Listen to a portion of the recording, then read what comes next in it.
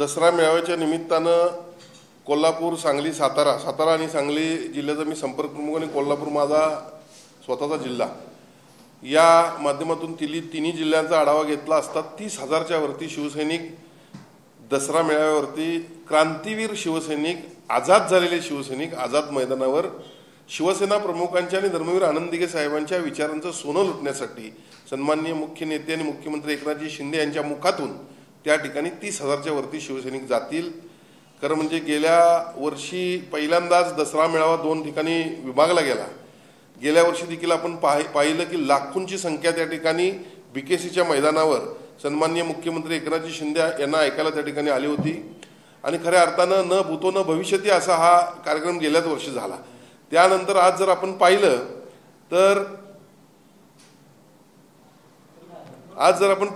तर शिवतीर्थावर सन्माननीय वंदनीय शिवसेना प्रमुखांच्या मुखातून नेहमी प्रखर हिंदुत्वाचे आणि प्रखर देशभक्तीचे विचार त्या ठिकाणी ऐकायला शिवसैनिक जायचे।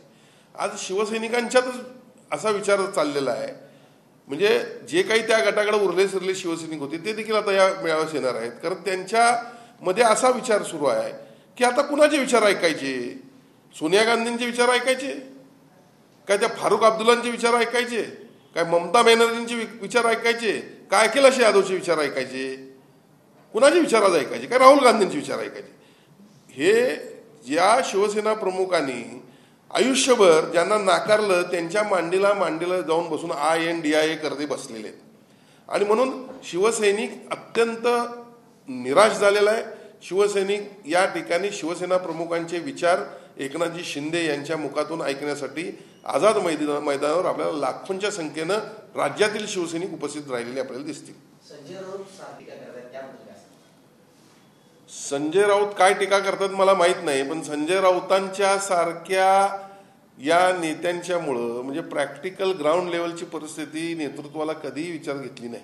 मी मध्ये म्हटलं होतं की काही कानफुकरे नेते या पक्षामध्ये राहिले होते आणि त्यामुळं पक्षाची वाताहत झालेली आपल्याला दिसते। अर्थात या ठिकाणी शिवसेना प्रमुखांचे विचारच जर ते विसरले असतील तर त्यांना शिवसेनेविषयी बोलण्याचा देखील काय अधिकार नाही। कारण मला तर असं वाटतं की सगळ्यात महत्त्वाचे महाआघाडीच्या चर्चेची सुरुवात त्यांच्यामुळेच झालेली आहे। म्हणजे शिवसेना प्रमुखांनी म्हटलं की काँग्रेस सोबत जावं लागेल तर मी माझा शिवसेना पक्ष बंद करीन, माझं दुकान बंद करीन। हे शिवसेना प्रमुखांचे विचार देखील त्यांना लक्षात राहिले नाहीत, हे या ठिकाणी त्यांनी गांभीर्याने घेणं गरजेचं आहे।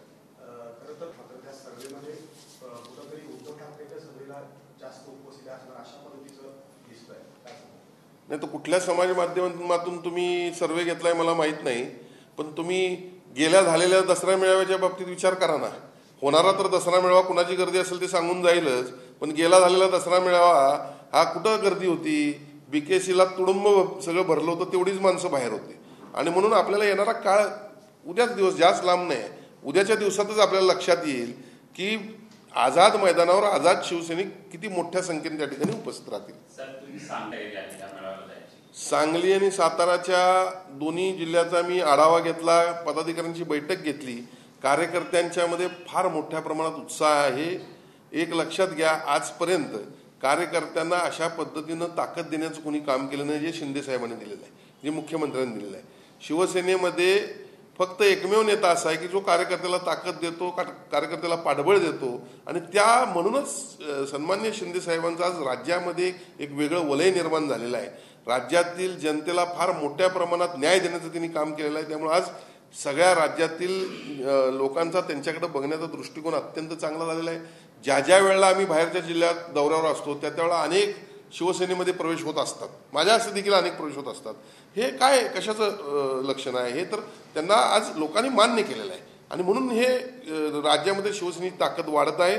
शिवसैनिक मोठ्या संख्येनं या ठिकाणी दोन्ही जिल्ह्यातून सांगली, सातारा आणि कोल्हापूर तिन्ही जिल्ह्यातून मोठ्या संख्येनं सभेला जातील।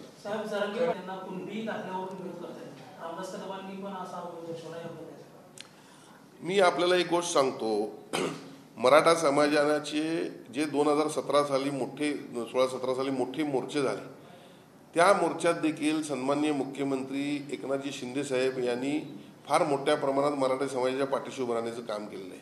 आज आमची भूमिका काय आहे? टिकणारं आरक्षण द्यायचं आहे, इतर समाजावर कुठला अन्याय न करता टिकणारं आरक्षण मराठा समाजाला द्यायचं आहे आता आता क्युरेटिव्ह पिटिशनला देखील सन्माननीय मुख्यमंत्र्यांनी अनेक बैठका, अनेक विधी तज्ज्ञांच्यावर बैठका घेतलेल्या आहेत आणि त्या माध्यमातून आम्ही पुढे जात आहोत. खरं म्हणजे नुसतं द्यायचं आणि विषय संपला असं न होता, ह्या दुसऱ्या इतर समाजाला कुठला त्रास न होता मराठा समाजाला आरक्षण द्यायची जी भूमिका एकनाथ शिंदेची आहे ती जारंगे पाटलांनी देखील मान्य केलेली आहे. ते देखील म्हणले की मराठा समाजाला आरक्षण एकनाथ शिंदेच देऊ शकतात. आता इतर कोण नेता काय म्हणतोय मला त्याबद्दल जास्त काय बोलायचं नाही, पण मुख्य नेते शिवसेनेचे यांची ठामपणे भूमिका आहे मराठा समाजाला आरक्षण देणे आणि ते टिकणारं आरक्षण देणं ही त्यांची मुख्यपणे भूमिका आहे.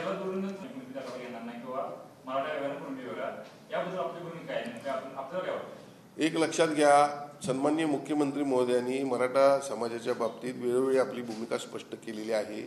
मराठा समाजाचे मोर्चे असतील, विविध कार्यक्रम असतील, अगदी प्रत्येक प्रकारची मदत त्यांनी केली आहे. याचा अर्थच ते संपूर्ण मराठा समाजाला आरक्षण मिळावं या भूमिकेत नाही. मुख्य नेत्यांचा जो काही निर्णय असेल, जे काही मत असेल त्याच्याबरोबर मी असणार आहे.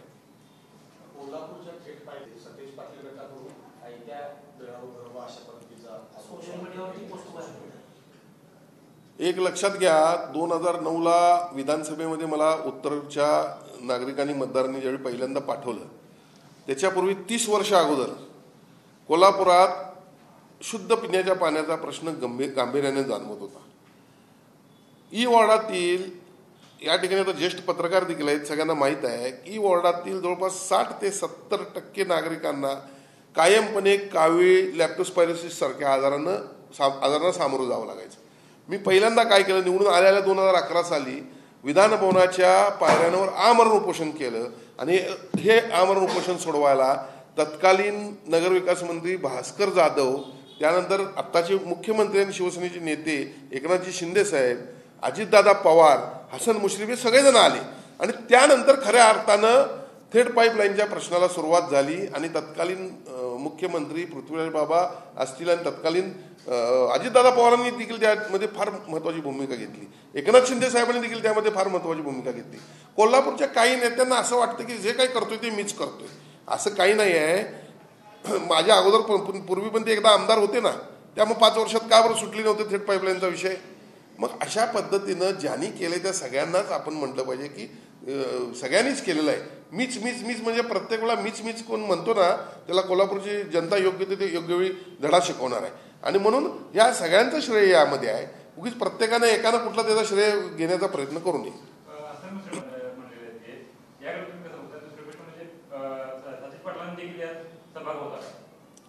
नाही, एक लक्षात घ्या, मी त्यावेळेला तुम्हाला काय सांगितलं, त्यावेळेस सत्ताधारी ते होते. शिवसेना प्रमुखाने आम्हाला चळवळीच्या माध्यमातून सत्तेतील लोकांना जागा करण्याचं शिकवले. आम्ही त्या पद्धतीने त्या ठिकाणी विधानभवनाच्या इतिहासामध्ये कुठलाही सध्याचा आमदार, विद्यमान आमदार आमरण उपोषणाला बसू, ती वेळी पहिली घटना होती विधानभवनाच्या इतिहासामध्ये. ते आम्ही केलं. ते सत्ताधारी आहेत. खरं म्हणजे 30 वर्षाची जाणीव त्यांना करून द्यायला मला एक दिवस भास पडला, यात धन्य मानतो मी. आणि त्यांना तो निर्णय घ्यावा लागला. एखादा आमदार 3 लाख लोकांच्यातून निवडून जातो आणि विधानभवनाच्या पायऱ्यांवरून उपोषणाला बसतो, आमरण उपोषणाला, ही विधानभवनाच्या इतिहासातली पहिली घटना होती आणि त्यामुळे सगळ्यांना दखल घेणं भाग पडलं. तुम्ही बघा त्यावेळेचे पेपर्स काढून बघा माझं किती मोठं योगदान. ते बघा, चळवळीच्या माध्यमातून देखील योगदान असणं फार महत्त्वाचं आहे. त्यांनी टोल आणला, अंतर्गत रस्ते करून, ते सुद्धा आम्ही चळवळीच्या माध्यमातून घालवला. त्यांनी एलबीटी आणला, तो सुद्धा आम्ही घालवला. म्हणजे याचा अर्थ चळवळीच्या माध्यमातून सत्ताधाऱ्यांना जाग आणणे हे देखील महत्त्वाचं आहे. ते आम्ही केलं आणि सत्तेत ते होते. यामध्ये आम्ही कोणी केलं नाही असं ते नव्हतं त्यांचा सहभाग असं म्हटलेलं नाही.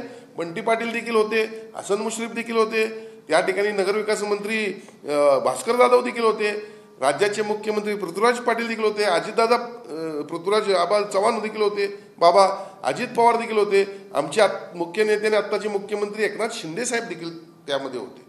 हे सगळं आपण तत्कालीन त्यावेळेचे जर बातम्या आपण बघितल्या आपल्या माध्यमातून आपल्याला मिळतील, म्हणजे इलेक्ट्रॉनिक मीडियाच्या माध्यमातून मिळतील, प्रिंट मीडियाच्या माध्यमातून मिळतील. जर ते बघितलं तर तुम्हाला लक्षात येईल. आत्ताच सगळं मीच केलं मीच केलं मीच केलं ही मीच प्रवृत्ती आहे ना, एक दिवसांना गाडल्याशिवाय राहणार नाही.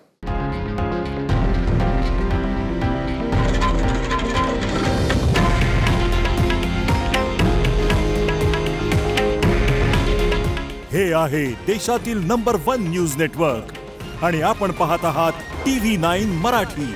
काळजी तुमची, हित महाराष्ट्राचं.